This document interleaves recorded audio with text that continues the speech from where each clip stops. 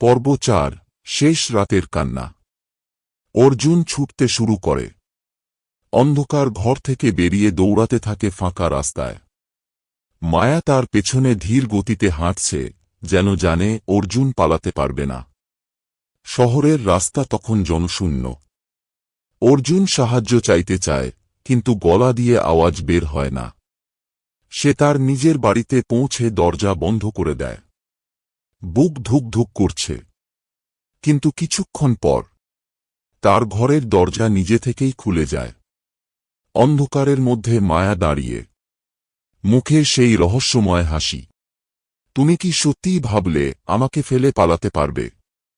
তারপর অর্জুনের আর্তচিৎকার বাতাসে মিলিয়ে যায়। পরদিন সকালে লোকজন তার ফ্ল্যাটে ঢুকে দেখে অর্জুনের নিথর দেহ পড়ে আছে, আর তার বুকটা ফাঁকা।